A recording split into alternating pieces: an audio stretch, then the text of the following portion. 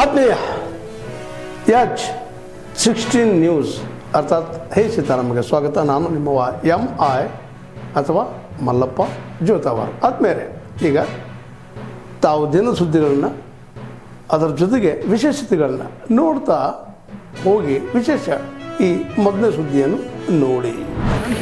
ಇಂದು ಸಂಜೆ ನಮ್ಮ ನಾಯಕರು ಹಿಂದಿನ ಮುಖ್ಯಮಂತ್ರಿಗಳಾದ ಮಾನ್ಯ ಶ್ರೀ BS ಯಡಿಯೂರಪ್ಪನವರು ಸಂಜೆ 5:30 ಗಂಟೆಗೆ ಪುರಪ್ರವೇಶವನ್ನು ಮಾಡ್ತಾ ಇದ್ದಾರೆ. ಈ ಪುರಪ್ರವೇಶ ಕಾರ್ಯಕ್ರಮ ಬಹುಶಃ ಈ ರಾಜ್ಯದಲ್ಲೆಲ್ಲ ಈ ದೇಶದಲ್ಲಿ ಯಾವ ರಾಜಕಾರಣಿಗೂ ಕೂಡ ಮಾಡಿರಲಿಕ್ಕಿಲ್ಲ. ಆ ರೀತಿ ಇದನ್ನು ಸಾಂಸ್ಕೃತಿಕ ಹಬ್ಬವನ್ನಾಗಿ ಆಚರಣೆ ಮಾಡ್ತಕ್ಕಂಥದ್ದಕ್ಕೆ ವ್ಯವಸ್ಥೆಯನ್ನು ಮಾಡಿದೆ.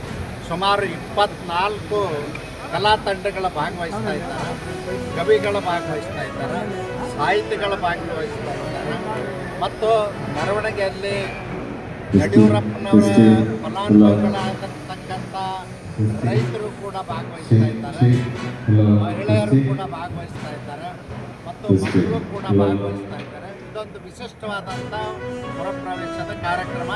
ಈ ಸಂದರ್ಭದಲ್ಲಿ ನಾನು ಎಲ್ಲರಿಗೂ ವಿನಂತಿ ಮಾಡ್ತೇನೆ, ಸಂಜೆ 5:30 ಗಂಟೆಗೆ ಕನಕ ವೃತ್ತದ ಹತ್ರ ಬಂದು ಈ ಪುರಸಭೆ ಬರಮಾಡಿಕೊಳ್ತಕ್ಕಂಥ ಕಾರ್ಯಕ್ರಮದಲ್ಲಿ ಭಾಗವಹಿಸಬೇಕು ಅಂತೇಳಿ ಎಲ್ಲರಲ್ಲೂ ಕೈ ಮುಗಿದ ಪ್ರಾರ್ಥನೆಯನ್ನು ಮಾಡ್ತೀನಿ.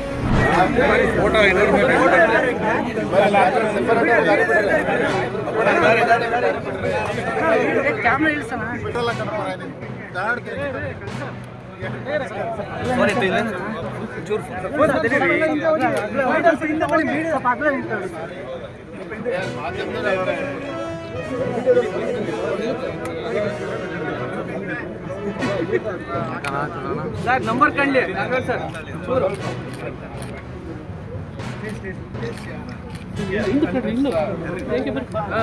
ಸಿಗುತ್ತೆ. ವೈಡಿಗೆ ಬಂದರೆ ಎಲ್ಲವೂ ಸಿಗ್ತಾವೆ.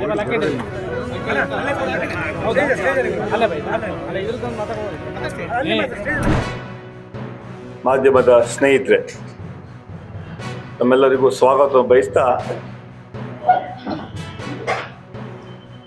ಈ ಪತ್ರಿಕಾಗೋಷ್ಠಿಯಲ್ಲಿ ವಿಶೇಷವಾಗಿ 2 ವಿಚಾರಗಳನ್ನು ಪ್ರಸ್ತಾವನೆ ಮಾಡಿದೆ. ಮೊದಲಾಗಿ ನಮ್ಮ ಸರ್ಕಾರದ 2 ವರ್ಷ 11 ತಿಂಗಳ ಸಾಧನೆ, ಗ್ಯಾರಂಟಿಗಳ ಅನುಷ್ಠಾನ, ನುಡಿದಂತೆ ನಡೆದ ಸರ್ಕಾರದ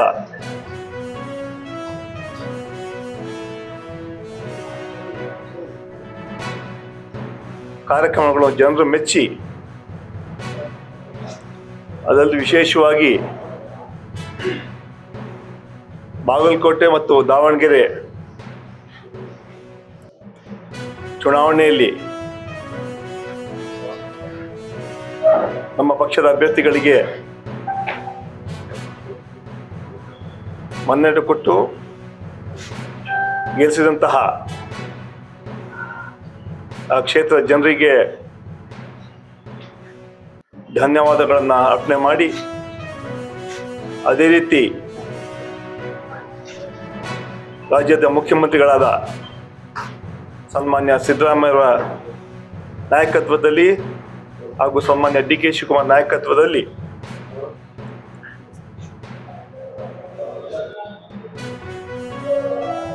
ಗೆಲ್ಲಿಸಿದಂತಹ ಮತದಾರರಿಗೆ ಹಾಗೂ 2 ಕ್ಷೇತ್ರದಲ್ಲಿ ಕೆಲಸ ಮಾಡಿದಂತಹ ಮಂತ್ರಿಗಳಿಗೆ, ಶಾಸಕರಿಗೆ, ಪದಾಧಿಕಾರಿಗಳಿಗೆ, ಕಾರ್ಯಕರ್ತರಿಗೆ ಧನ್ಯವಾದಗಳನ್ನು ಅರ್ಪಣೆ ಮಾಡ್ತೇನೆ. ಈ ಚುನಾವಣಾ ಗೆಲುವು 2028ರಲ್ಲಿ ಬರುವಂತಹ ಅಸೆಂಬ್ಲಿ ಚುನಾವಣೆಗೆ ನನಗೆ ದಿಕ್ಸೂಚಿಯಾಗಿದೆ. 2021ರಲ್ಲಿ ಕೂಡ ನಾವೇ ಜನರ ಮನ್ನಣೆ ತಗೊಂಡು ಅಧಿಕಾರಕ್ಕೆ ಬರ್ತೀವಿ ಅಂತ ವಿಶ್ವಾಸವನ್ನು ವ್ಯಕ್ತಪಡ್ತಾ ಇದ್ದೀವಿ. ಈ ದಿಕ್ಸೂಚಿ ವಿಚಾರ ನಾವು ಹೇಳಿದಲ್ಲ, ಇದೇ ಭಾರತೀಯ ಜನತಾ ಪಾರ್ಟಿಯ ನಾಯಕರು ಚುನಾವಣೆಯಲ್ಲಿ 2 ಕ್ಷೇತ್ರಗಳಲ್ಲಿ ಭಾಷಣ ಮಾಡ್ತಾ ಇದ್ರು. ಈ ಚುನಾವಣೆಯಲ್ಲಿ ನಾವು BJP ಗೆಲ್ತೀವಿ, ಇದೇ 2028ರ ಚುನಾವಣೆ ದಿಕ್ಸೂಚಿ ಹೇಳಂತ ಮಾತನ್ನ ಭಾರತೀಯ ಜನತಾ ಪಾರ್ಟಿಯ ಮುಖಂಡರು JDS ಮುಖಂಡರು ಹೇಳ್ತಾ ಇದ್ರು. ಸೊ ಇದೇ ಒಂದು ದಿಕ್ಸೂಚಿ. ಯಾಕಂತ ಹೇಳಿದ್ರೆ ಜನ 7 ಕ್ಷೇತ್ರಗಳಲ್ಲಿ ನಮ್ಮ ಗ್ಯಾರಂಟಿಗಳನ್ನ ಸಂಪೂರ್ಣವಾಗಿ ಬೆಂಬಲಿಸಿ ನಮ್ಮ ಸರ್ಕಾರದ ಸಾಧನೆಗಳಿಗೆ ಶಕ್ತಿ ಕೊಡುವಂಥ ಕೆಲಸ ಇವತ್ತು ಈ 7 ಕ್ಷೇತ್ರ ಜನ ಮಾಡಿದ್ದಾರೆ. 8-9 ತಿಂಗಳ ಹಿಂದೆ ಕೂಡ 3 ಬೈ ಎಲೆಕ್ಷನ್ಗಳಿತ್ತು. ಸಂಡೂರು ಇರ್ಬೋದು, ಚನ್ನಪಟ್ಟಣ ಇರ್ಬೋದು, ಶಿಗ್ಗಾಂವ್ ಸವಣೂರು, ಆ 3 ಚುನಾವಣೆಯಲ್ಲಿ ಕೂಡ ಜನ ಕಾಂಗ್ರೆಸ್ ಪಕ್ಷಕ್ಕೆ ಆಶೀರ್ವಾದ ಮಾಡಿ 3 ಕ್ಷೇತ್ರದ ಜನ ಕಾಂಗ್ರೆಸ್ನ ಗೆಲ್ಲಿಸಿದ್ದಾರೆ. ಅದೇ ರೀತಿ ಈ 2 ಎಲೆಕ್ಷನ್ಸ್ ಅಲ್ಲೂ ಕೂಡ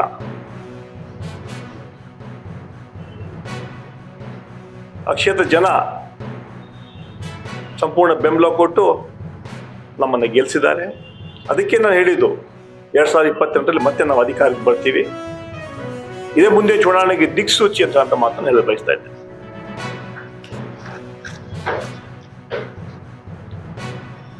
ಎರಡೂ ಕ್ಷೇತ್ರಗಳಲ್ಲಿ ಬಹಳಷ್ಟು ಪ್ರಚಾರ ಮಾಡಿದ್ರು.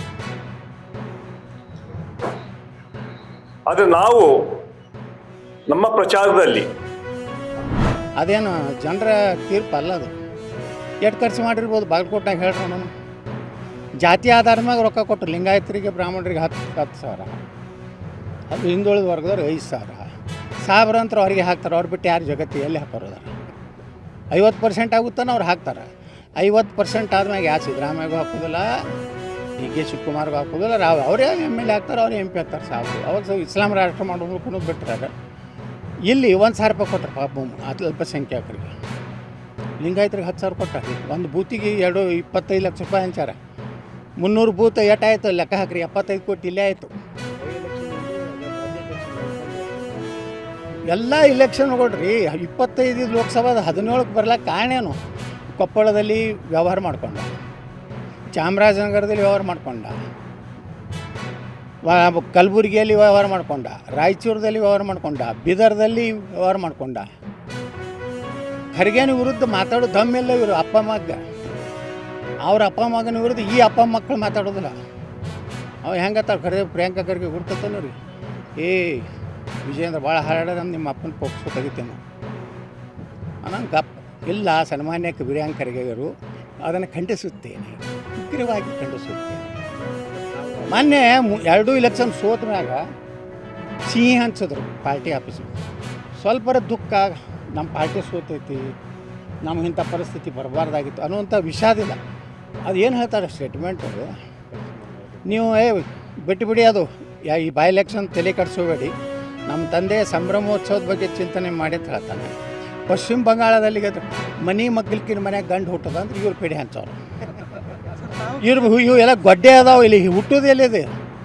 ಮಗ್ಗಲು ಹುಟ್ಟದ ಆಸಾಮ್ ಅಂದ್ಕೊಂಡೆ ಪೇಡೆ ತಿನ್ನೋದು, ಪಶ್ಚಿಮ ಬಂಗಾಳ ಪೇಡೆ ತಿನ್ನೋದು, ಯಾವುದು ಪಾಂಡಿಚೇರಿ ಪೇಡೆ ತಿನ್ನೋದು, ಪುದುಚೇರಿ. ನೀವೇನು ತಿನ್ನಕತ್ತೀರಿ? ಅದೇನು ಜನರ ತೀರ್ಪು ಅಲ್ಲ ಅದು. ಎಷ್ಟು ಖರ್ಚು ಮಾಡಿರ್ಬೋದು ಬಾಗಲಕೋಟ್ನಾಗ ಹೇಳ್ರಿ ನಾನು. ಜಾತಿ ಆಧಾರದ ಮ್ಯಾಗ ರೊಕ್ಕ ಕೊಟ್ಟರು. ಲಿಂಗಾಯತರಿಗೆ ಬ್ರಾಹ್ಮಣರಿಗೆ 10 ಸಾವಿರ, ಅದು ಹಿಂದುಳಿದ ವರ್ಗದವ್ರಿಗೆ 5 ಸಾವಿರ. ಸಾವಿರ ಅಂತ ಅವ್ರಿಗೆ ಹಾಕ್ತಾರೆ. ಅವ್ರು ಬಿಟ್ಟು ಯಾರು ಜಗತ್ತಿ ಎಲ್ಲಿ ಹಾಕೋರು? 50% ಆಗುತ್ತಾನೆ ಅವ್ರು ಹಾಕ್ತಾರೆ. 50% ಆದ್ಮ್ಯಾಗ ಯಾರು ಸಿದ್ದರಾಮಯ್ಯಗೂ ಹಾಕೋದಿಲ್ಲ, DK ಶಿವಕುಮಾರ್ಗೂ ಹಾಕೋದಿಲ್ಲ, ಅವರೇ MLA ಆಗ್ತಾರೆ, ಅವ್ರೇ MP ಆಗ್ತಾರೆ. ಸಾವಿರ ಅವಾಗ ಇಸ್ಲಾಂ ರಾಷ್ಟ್ರ ಮಾಡೋದಕ್ಕೂ ಬಿಟ್ಟರೆ ಇಲ್ಲಿ 1,000 ರೂಪಾಯಿ ಕೊಟ್ಟರು ಪಾಪ ಅಲ್ಪಸಂಖ್ಯಾತರಿಗೆ. ಲಿಂಗಾಯತರಿಗೆ 10 ಸಾವಿರ ಕೊಟ್ಟಾರೆ. ಒಂದು ಬೂತಿಗೆ 25 ಲಕ್ಷ ರೂಪಾಯಿ ಹಂಚಾರ. 300 ಬೂತ್ ಏಟಾಯಿತು ಲೆಕ್ಕ ಹಾಕ್ರಿ, 75 ಕೋಟಿ ಇಲ್ಲೇ ಆಯಿತು. ತಾವೆಲ್ಲ ಇಲ್ಲಿವರೆಗೆ ಸುದ್ದಿಗಳನ್ನು ನೋಡಿದಿರಿ, ಜೊತೆಗೆ ವಿಶೇಷ ಘಟನೆಗಳನ್ನು ಸಹ ನೋಡಿದಿರಿ. ಅದು ನಿಮ್ಗೇನು ಅನ್ನಿಸ್ತು? ನಿಮಗೆ ಲೈಕ್ ಮಾಡಿರಿ, ಶೇರ್ ಮಾಡಿರಿ, ಕಾಮೆಂಟ್ ಮಾಡಿರಿ, ಜೊತೆಗೆ ಸಬ್ಸ್ಕ್ರೈಬ್ ನಿಲ್ಲಿಸ್ಬೇಡ್ರಿ. H16 ನ್ಯೂಸ್ ಅರ್ಥಾತ್ ಸಿದ್ದರಾಮಯ್ಯ ಸತ್ಯದ ಕೈಗನ್ನಡಿ ವಂದನೆಗಳು.